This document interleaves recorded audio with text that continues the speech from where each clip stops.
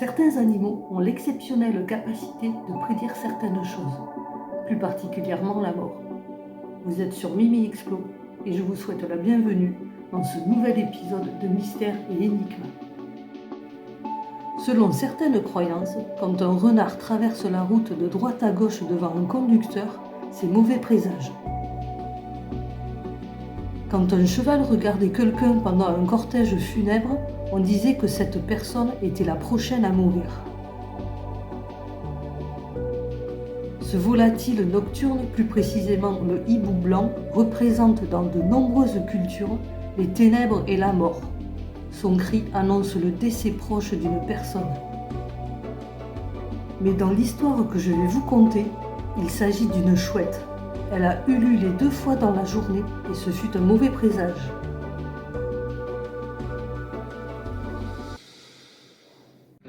Nous sommes début janvier 2018 à Mérignac, en Charente-Maritime. Georgette prépare le thé car elle va avoir la visite hebdomadaire de sa petite fille. Les 2 dames commencent à discuter quand soudain Georgette change de visage. Elle dit « Tu as entendu ?» Sa petite fille étonnée lui répond « Non, qu'est-ce qu'il y a ?» La chouette, ça fait 2 fois qu'elle ulule dans la journée, c'est mauvais présage. Sa petite fille hausse les épaules et lui dit en souriant « Voyons, tu vas pas croire ces superstitions et ces histoires en tout genre. » Et pourtant, Georgette a bien des raisons de s'inquiéter. C'est une dame de 77 ans, discrète et active. Elle est veuve depuis des années. Elle se débrouille toute seule et s'occupe aussi de sa mère. Ses passions, les animaux, notamment les siens, des chats et une chienne. Elle adore aussi les brocantes. Elle adore s'y balader, chiner et discuter avec les gens. C'est ainsi qu'elle va faire la connaissance de Franck, un homme âgé de 76 ans, divorcé. Il habite non loin de chez elle. Beaucoup de personnes le trouvent désagréable et bourru. Mais Georgette va se lier d'amitié avec lui. Il semble qu'elle l'ait apprivoisé, entre guillemets. On les voit ensemble dans les vides-greniers et les brocantes des villages voisins. Malgré qu'ils passent beaucoup de temps ensemble, Georgette ne voit en lui qu'un ami et ne souhaite absolument pas refaire sa vie avec quelqu'un. Au grand désespoir de Franck, qui lui par contre aimerait de tout cœur vivre sa dernière, probablement, histoire d'amour avec elle. Il insiste souvent sur sa vision des choses, mais elle est bien fermée sur sa décision et rien ne la fera changer d'avis. Les déclarations de celui-ci commencent vraiment à l'exaspérer. Il la supplie, voire la harcèle. Elle en parle à son entourage et se met même en colère pour repousser ses avances.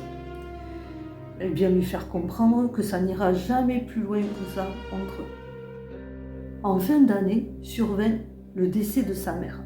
Malgré le chagrin de Georgette, elle est en quelque sorte délivrée de cette servitude depuis de très longues années. Elle va pouvoir enfin commencer à vivre pour elle. Franck est obstiné, il voit là une opportunité, une occasion à ne absolument pas rater. Malgré ses efforts assez lourds à supporter, Georgette n'inclut pas Franck dans ses projets. Il continue de plus belle à importuner la vieille dame. Et si cela continue, elle envisage d'aller porter plainte à la gendarmerie car elle vit dans l'angoisse presque la plus totale. Arrive donc ce fameux jour de janvier où elle entend la chouette ululer 2 fois en plein jour. Un présage de mort est annoncé, elle en est convaincue. Le 13 janvier 2018, Michel, un ami de Franck, arrive chez ce dernier sur les coups de midi pour manger avec lui comme à son habitude. Il le trouve visage très fermé, voire sombre. Durant le repas, il ne parle pas. Il ouvre à peine la bouche pour parler de banalités telles que le mauvais temps. Michel ne pose pas les questions. Malgré ses interrogations, il se dit « ça va bien lui passer ». Après le déjeuner, Franck fait la vaisselle, la range comme à son habitude. Mais alors qu'il revient vers Michel, au lieu de s'asseoir pour lire le journal de son ami, qu'il lui apporte à chaque fois, Franck dit « Je vais me foutre en l'air ». Mais bien sûr, Michel n'en tient pas compte. Il le connaît depuis tellement d'années, donc Franck sort de la maison et va dans son hangar. Au bout de quelques minutes, Michel se demande qu'est-ce qu'il fabrique. Il part à sa recherche. Il voit son ami sur une chaise, le canon du fusil sous le menton. Malgré son âge, il se précipite tant bien que mal, mais le coup part et il est trop tard. Malgré que Franck respire encore, les secours arriveront trop tard. Michel est sous le choc. Le village apprend très vite la mauvaise nouvelle, voyant les pompiers et la police. Quelques heures plus tard, le maire du village fait la tournée des maisons pour mettre un papier dans la boîte aux lettres afin d'annuler la galette des rois vu les événements. Arrivé à la maison de Georgette, le portail est ouvert. Il décide donc de lui remettre le papier en main propre. Il entre dans la cour, avance vers la fenêtre de la cuisine et là, vision d'horreur. Georgette est à terre sur le dos. Un malaise? Non. La pauvre baigne dans une mare de sang. Elle a reçu 2 coups de fusil dans la poitrine. Dans Mérignac et les environs, c'est le deuil et la consternation qui demeurent. Quand Michel est arrivé chez son ami pour déjeuner, Franck avait déjà tué Georgette. Il avait tout programmé, alors qu'elle avait de grands projets pour profiter de sa liberté. La malheureuse ne s'était pas trompée. Le ululement de la chouette, entendu en plein jour, avait effectivement annoncé un grand malheur. Passons maintenant aux animaux domestiques. Les chiens et surtout les chats ont la faculté, paraît-il, de prédire la mort. Leur sensibilité olfactive leur permettrait de détecter l'odeur que dégage le corps avant la mort. Connaissez-vous, ou peut-être avez-vous entendu parler du chat Oscar? Certains experts disent de lui qu'il pourrait sentir des changements chimiques dans le corps humain qui surviennent avant la mort, ainsi que le comportement des gens, leur respiration et leur changement de température quand ils sont en phase terminale. Oscar était le pensionnaire d'un centre de soins palliatifs dans le Rhode Island. Il est né en 2005 et il est décédé le 22 février 2022.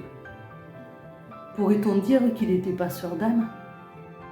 En tout cas, ce joli chat tigré suscite l'étonnement et l'interrogation auprès du personnel médical ainsi qu'auprès des familles des patients.